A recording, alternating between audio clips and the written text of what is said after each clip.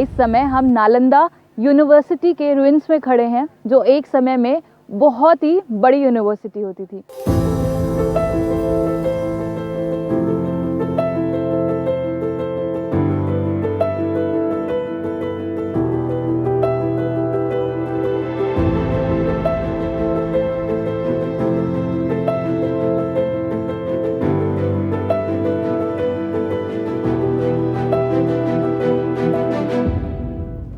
तो आइए गुरुजी से कुछ चर्चा शुरू करते हैं। गुरुजी, इस स्थान का क्या महत्व है? देखिए, ये हिंदुओं का बड़गांव है, जैनियों का कुंडलपुर है और भगवान बुद्ध की धरती नालंदा है। नालंदा का नाम क्या है? ना अलम दा, यानी जहाँ पर हम ज्ञान को सीमित नहीं करते, ज्ञान असीमित होता है और अनौपचारिक रूप से जहाँ पर ज्ञान का आदान प्रदान होता है। तो ये जो स्थान है ये बहुत महत्वपूर्ण स्थान है। न केवल भारत का ये गौरव है बल्कि विश्व के लिए भी ये बहुत महत्वपूर्ण धरती है।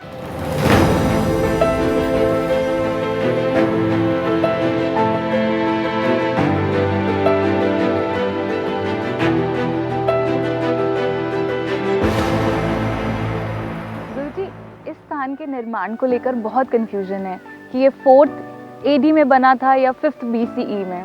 देखिए, ये स्थान इतना ही पवित्र था, इतना ही मान्य था और यहाँ पर धर्म की शिक्षा होती थी।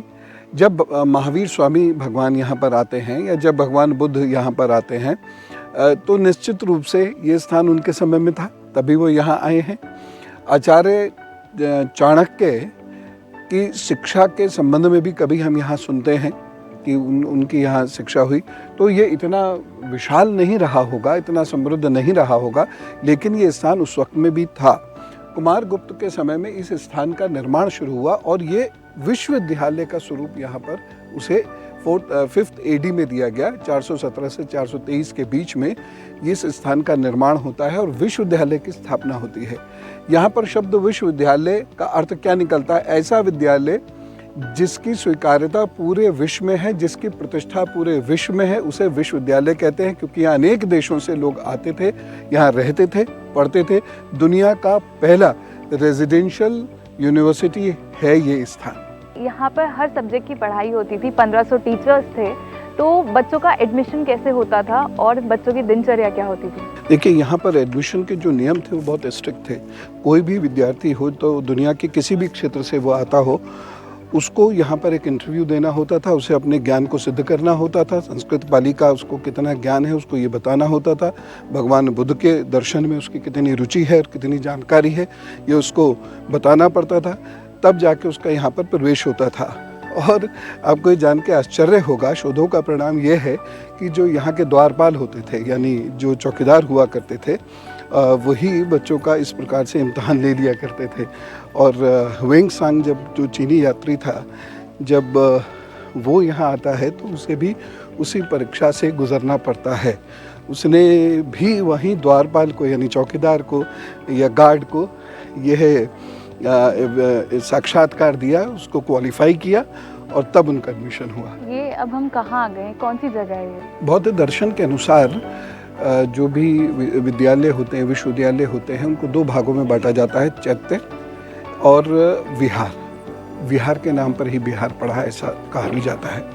चैत्य वो स्थान है जहाँ पर विद्यार्थी पढ़ते हैं, प्रार्थना करते हैं, वहाँ मंदिर होते हैं, वहाँ वो विपश्यना करते हैं, वहाँ वो साधनाएं करते हैं। और विहार जो इधर का हिस्सा है, यहाँ पर वो रहते हैं।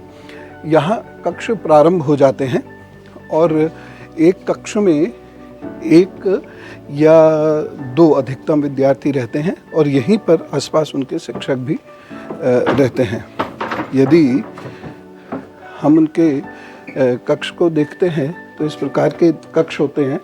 ये पुस्तक रखने की या दीपक रखने की जगह होती थी और इस प्रकार से 2 विद्यार्थी एक जगह रहते थे। यहीं पर उनका किचन भी होता था, यहीं पर उनका पानी का साधन भी होता था, अनाज का भंडारण भी होता था और अनौपचारिक रूप से वो शिक्षाएं भी लेते थे। और साथ साथ यहीं पर लेक्चर हॉल्स भी होते थे जहाँ पर बैठ के उनके टीचर्स उनको, जैसे आज के ट्यूटर्स होते हैं, उस तरीके से ट्यूटर क्लासेस भी हुआ करती थी। ट्यूटोरियल्स क्लासेस होती हैं हमारी यूनिवर्सिटी में होती हैं, उसी तरीके से वो तब भी हुआ करती थी।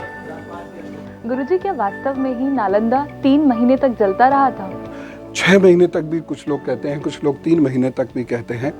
और ये सच्चाई है कि यहाँ पर बख्तियार खिलजी ने अलग अलग उसकी स्टोरीज़ हैं, उसकी थ्योरीज़ अलग अलग हैं, उसने क्यों जलवाया, लेकिन जलवाया ये बात तय है। हालांकि आजकल इसको भी पॉलिटिसाइज़ करने की कोशिश की जा रही है, लेकिन बख्तियार खिलजी ने यहाँ पर हमला किया था 12वीं शताब्दी में और इसको जलाया था। पाल डायनेस्टी के बाद से वैसे भी ये स्थान थोड़ा सा कमज़ोर पड़ता जा रहा था, यानी 9th AD के बाद से ये स्थान कमज़ोर पड़ता जा रहा था। तभी बख्तियार खिलजी भी आया, उसने अटैक किया, इसमें आग लगाई और यहाँ पर इतनी पुस्तकें थीं, 90 लाख पांडुलिपियाँ और पुस्तकें थीं। और जो लाइब्रेरी थी 9 फ्लोर्स की, यहाँ 3 लाइब्रेरीज़ थीं जिनके नाम मैं अभी आपको बताता हूँ। तो वहाँ आग लगी और धीरे धीरे ये आग पूरे प्रांगण में फैल गई। ये हम देखते हैं, मैं कॉन्फिडेंस से तो नहीं कह सकता, लेकिन शायद ये कुछ जली हुई ब्रिक्स भी हैं।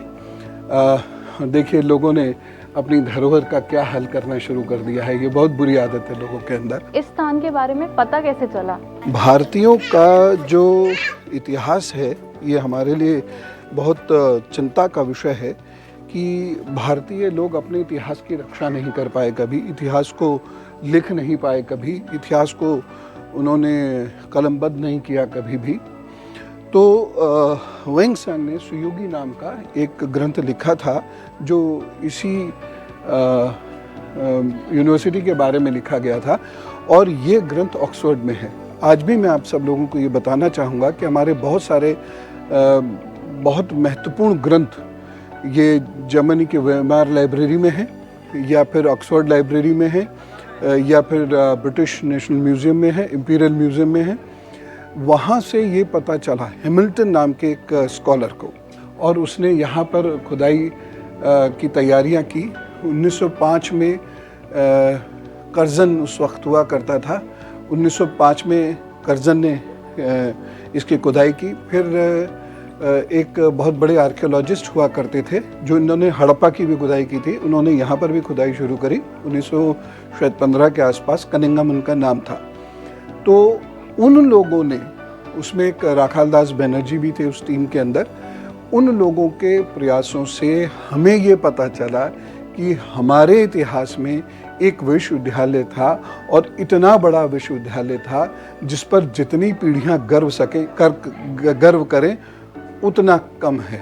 लेकिन अफसोसनाक बात यह है कि हम अपने इतिहास का ये हाल करते हैं और विदेशी हमारा इतिहास हमें निकाल के बताते। यहाँ पे 10,000 से ज़्यादा विद्यार्थी थे, 1500 के आसपास शिक्षक थे, कर्मचारी भी रहे थे। तो नालंदा का खर्चा कैसे चलता था? कुमारगुप्त, हर्षवर्धन, पाल डायनेस्टी के जो राजा थे वो एजुकेशन को लेकर बहुत सचेत थे और एक कितना महान प्रयास था जो शायद बहुत सारी सरकारें आज के दौर में भी नहीं कर पा रही। ये सारी जो एजुकेशन है ये निःशुल्क है, निःशुल्क है। टीचर्स का पूरा खर्चा या कर्मचारियों का पूरा खर्चा राज्य वहन करता था। विद्यार्थियों से कोई भी किसी किस्म का शुल्क नहीं लिया जाता था। कोई ऐसा प्रमाण नहीं मिला है अभी तक।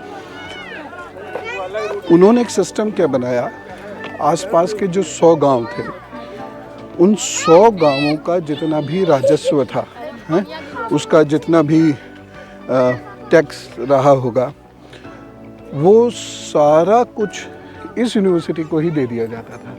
तो फाइनेंशियली ये यूनिवर्सिटी इंडिपेंडेंट थी और इस यूनिवर्सिटी का कुलपति उस वक्त में भी कुलपति ही होता था। तो इस यूनिवर्सिटी का कुलपति गुरु शिष्य परंपरा से ही वो भी आता था। गुरु शिष्य परंपरा को ही यहाँ पर स्थापित किया गया और गुरु शिष्य परंपरा में गुरुओं का ध्यान रखा जाता था उसी राजस्व से और शिष्यों का ध्यान रखा जाता था उसी राजस्व से।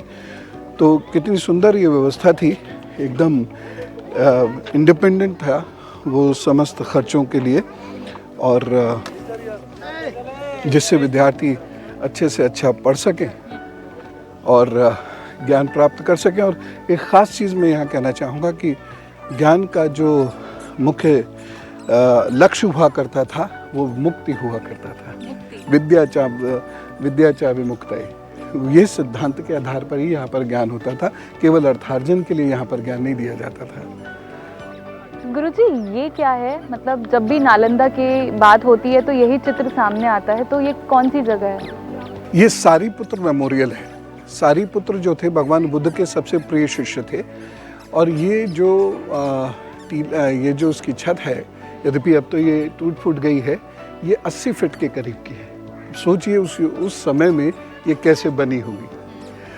तो ये सारीपुत्र उनके शिष्य का मेमोरियल है। यहाँ लोग बैठते थे, और ये अलग अलग छोटे छोटे स्तूप हैं यहाँ पर, बैठने का स्थान है, सभाओं का यहाँ पर स्थान है।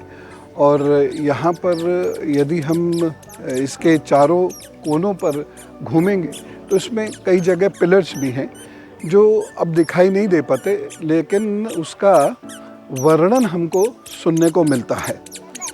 तो हम बड़े अचंभित हो जाते हैं कि जब ये स्तूप को हम देखते हैं, जो सारीपुत्र मेमोरियल के नाम से जाना जाता है। और यही देखा जाए तो नालंदा की शान है। नालंदा का मुख्य प्रतीक चिन्ह ही ये है। और एक ख़ास बात मैं आपको ये बताना चाहूँगा, ये जो BC AD का झगड़ा रहता है नालंदा को लेके, ये 272 BC का है। ये अशोक ने बनवाया। अशोक अब देखिए यहाँ पर भी एक बहुत महत्वपूर्ण बात, सम्राट चंद्रगुप्त, उन्होंने जैन धर्म अपनाया। बिंदुसार हिंदू धर्म के रीति रिवाजों का ही पालन करते रहे। बाद में जैन धर्म के भी रीति रिवाजों का उन्होंने पालन किया। लेकिन सम्राट अशोक बुद्धिस्ट हुए। उनके 2 बच्चे थे, महेंद्र और लोपामुद्रा, उन्होंने बुद्धिज्म को आगे बढ़ाया, और ये उनके द्वारा बनवाया गया है 272 BCE में। तो ये स्थान उस वक्त भी इतना जागृत था। मैं ये बात कहना चाहता हूँ, नालंदा स्थान और नालंदा में स्थित विश्वविद्यालय, इन दोनों को अलग करके देखना होगा। तो उसके बाद वो वापस क्यों चला गया? देखिए, वो एक चीनी यात्री है। 2 चीनी यात्री बहुत मशहूर हैं, फाइयान और वेंगसांग। लेकिन फाइयान के समय में ये स्थान नहीं है, इसलिए उसकी पुस्तकों में इस स्थान का कोई वर्णन नहीं है। लेकिन वेंगसांग जो था, उसके समय में ये स्थान था, पुष्पित पल्लवित था, बहुत वाइब्रेंट प्लेस थी। ये विश्वविद्यालय बन चुका था। वो यहाँ पढ़ा भी, यहाँ उसने पढ़ाया भी, और उसके बाद वह चीन वापस चला गया, क्योंकि वह उसकी जन्मभूमि थी, उसे वहाँ वापस जाना था। अब आप सुनिए, बहुत महत्वपूर्ण बात है, वो चीन क्या लेके गया? वो चीन लेके गया यहाँ से मार्शल आर्ट। यहाँ मार्शल आर्ट सिखाई जाती थी यहाँ पर। उसमें आज के तरीके से जैसे जूडो, कराटे, कुंफू, तलवारबाजी, ये सारी चीज़ें यहाँ सिखाई जाती थी। ये भी वो लेके गया, है ना। बुद्धिस्ट विद्यालय है, विश्वविद्यालय है, लेकिन उसके बाद भी ये सारी चीज़ें यहाँ पर सिखाई जाती थी कला की दृष्टि से। युद्ध नहीं करवाते थे, वो कला की दृष्टि से ये सारी चीज़ें सिखाई जाती थी। अब वहाँ जाकर निंजा बने, वहाँ जाकर कुंफू हुआ, तो यहाँ से वो वास्तु कला लेके गया जो फेंग शुई हो गई। और आज यहाँ हमारे लोग अपने वास्तु को जानते नहीं, लेकिन फेंग शुई नाम से वो खूब पैसा कमाते हैं, क्योंकि विदेशी नाम है, लोग उनके पास जाके जुड़ जाते हैं, ये अच्छा होगा। लेकिन ह्वेंगसांग यहाँ से वो पुस्तकें लेके गया, उसको ये पुस्तकें मिली हैं, वो यहाँ से पुस्तकें उसको भेंट की गई, वो यहाँ लेके गया, और ये सारे रिकॉर्ड पर है।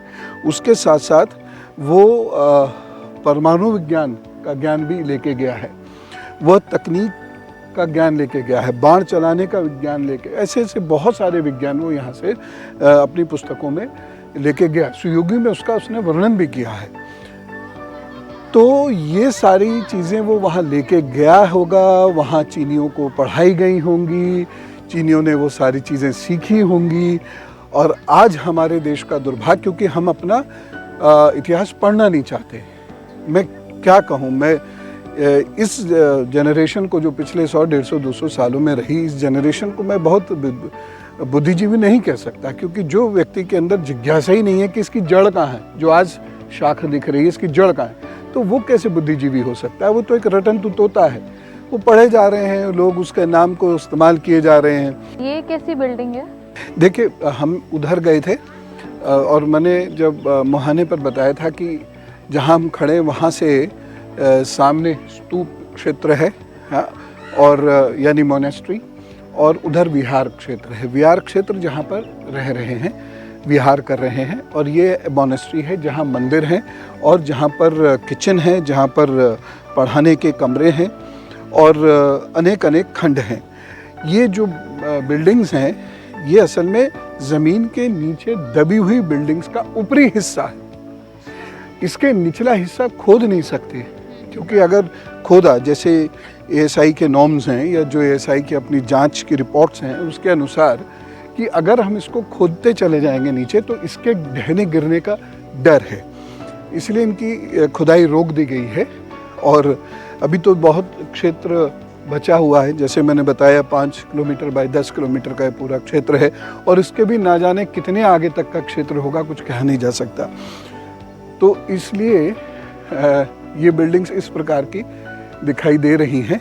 तो जो एक्चुअली हमें ग्राउंड पे दिख रहा है वो उसका फर्स्ट फ्लोर है, और हम इधर देखते हैं अगर, तो ये सारे वो क्लासरूम्स हैं, किचन हैं, और यहाँ पर मेटलर्जी के या केमिस्ट्री के लैब्स भी हुआ करती थी। ये सारा वो क्षेत्र है। और एक चीज़ बहुत मैं स्पष्ट बताना चाहता हूँ, और बहुत मतलब हृदय से बताना चाहता हूँ, हमारे जो फॉर्मर प्रेसिडेंट थे भारत रत्न एपीजे कलाम साहब, उन्होंने कहा कि गुरु शिष्य परंपरा पुनर्स्थापित होनी चाहिए, और इसके लिए बहुत आवश्यक है कि नालंदा की तर्ज पर एक आधुनिक नालंदा बनना चाहिए। ये उनका ही विजन है। 2006 में उन्होंने ये विजन देखा था और इस विजन को कम्युनिकेट किया था लोगों को, और उन्होंने इसके लिए बहुत कार्य भी किया। दलाई लामा के साथ वो यहाँ आए, हाँ, he was the man always on the ground. तो वो इस क्षेत्र में आए थे, और यहाँ पर एक भगवान बुद्ध का मंदिर है, उसके सामने वो आए भी, उन्होंने प्रार्थना की। 2010 में इसको by an act of government of India इसको यूनिवर्सिटी की स्टेटस मिली, और न्यू नालंदा कैंपस, जो आज की नालंदा यूनिवर्सिटी है, जिसके पहले चांसलर थे नोबेल लॉरिएट अमर्त्य सेन, उसकी स्थापना यहाँ पर हुई। और सार्क देशों की मदद से ये यूनिवर्सिटी रन कर रही है। यहाँ से थोड़ी दूर ये कैंपस है और अच्छा रन कर रही है। और वहाँ पर भी जैसे यहाँ education out of the bones है, डिस्कशंस होते हैं, टीचर्स के साथ चर्चाएं होती हैं, डिबेट्स होती थी, ठीक उसी तरीके से वहाँ भी एक माहौल डेवलप करने की कोशिश की गई है। गुरुजी, क्या यही वो जगह है जिसके बारे में आप अभी बात कर रहे थे कि किचन एरिया हुआ करता था? हाँ, यही है। यहीं पर वो क्लासेस हैं, और एक बड़ा अच्छा सिस्टम था कि जब क्लास चेंज होती थी, अभी प्रतीक जी ने ये प्रश्न भी किया था कि एक क्लास से दूसरी क्लास में ट्रांजिशन स्टूडेंट्स का कैसे होता था।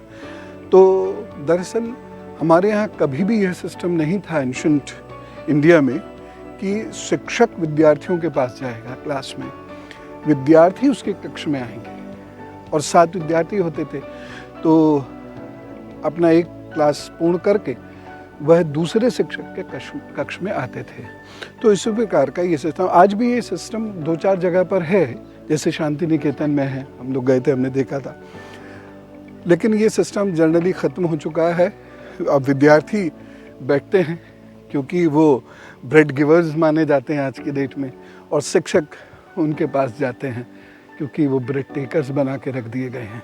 गुरुजी, ये बहुत अद्भुत सी चीज़ लग रही है, ये क्या है? जैसे मैंने आपको बताया था कि यहाँ पर 10 प्रांगण हैं, और 10 के 10 एक दूसरे से इंडिपेंडेंट हैं। हर प्रांगण में एक विद्यालय है, हर प्रांगण में एक रसोई है, हर प्रांगण में एक विहार है, हर प्रांगण में एक चैत्य है, मंदिर है, हर प्रांगण में शिक्षकों के बैठने की जगह है, हर प्रांगण में विद्यार्थियों के अलग बैठने की जगह है, हर प्रांगण में एक सभागार है। और आप देखिए इस प्रांगण की ये विशालता, ये विशालता है इस प्रांगण की। और ये इंडिपेंडेंट विहार है, जैसे बाकी और विहार है, ये विहार नंबर 8 है। यहाँ पर किसी में विद्यार्थी रहते होंगे, किसी में शिक्षक रहते होंगे। हम लोगों ने अपने इतिहास की क्या केयर की है ये भी हमको दिख रहा है। यहाँ पर ये दिल बना दिए गए छेदते हुए, और इसी प्रकार से ये सभागार है। ये यहाँ का कुआं है, मैंने आपको जैसे वहाँ का कुआं दिखाया था, ये यहाँ का कुआं है। ये विद्यार्थियों के बैठने के स्थान इस प्रकार से होते थे, और विद्यार्थी जो उस वक्त में शयन भी करते थे, भूमि शयन होता था और पत्थर के ऊपर ही वह लेटते थे, या ईंटों का बिस्तर उनका हुआ करता था, उस पर वो कुशादी या जो भी उस वक्त का चलन होगा उसके अनुसार वो बिछाकर उस पर लेटा करते थे, और इस प्रकार के पत्थरों पर ही वो बैठ के शिक्षा अर्जन करते थे। वहाँ से हो सकता है कि जब प्रमुख उपदेश होते हों जिसमें सारे विद्यार्थी बैठते हों उस विहार के, तो वो वहाँ से उपदेश होता होगा और यहाँ पर वो विद्यार्थी बैठते होंगे। अब देखिए हर क्या गजब का सिस्टम है, उस समय का सिस्टम देखिए कितना अद्भुत है कि 10 विहार हैं, कोई 11 भी इनको बताते हैं, और हर विहार अपने आप में एक इंडिपेंडेंट यूनिट है। अद्भुत सिस्टम है। जैसे आजकल हॉस्टल्स होते हैं, हर हॉस्टल अपने आप में इंडिपेंडेंट यूनिट है, लेकिन फिर भी वो उनके सामने फीके हैं, क्योंकि उन हॉस्टल्स में टीचर्स नहीं रहते, ज़्यादा से ज़्यादा एक वार्डन रहते हैं, टीचर्स नहीं रहते। उन हॉस्टल में डिस्कशन रूम्स नहीं होते आज के, उनमें क्लासेस नहीं होते, तो उनको आज इस सिस्टम, ये प्राचीन सिस्टम के मुकाबले भी वो आज के सिस्टम मैं मानता हूँ कि इन्फीरियर है। ये कंप्लीट सिस्टम है। शिक्षक अपनी कक्षा में बैठा है, विद्यार्थी वहाँ पर आ रहा है, शिक्षा ग्रहण कर रहा है। आपका बहुत बहुत धन्यवाद गुरुजी। आज हमने गुरुजी से जाना कि नालंदा के जो हिडन फैक्ट्स हैं, जो हम तक नहीं पहुंचाए गए हैं, गुरुजी ने वो हमारे साथ शेयर करे हैं। आप भी इसे आगे ज़रूर शेयर करिएगा। जय हिंद।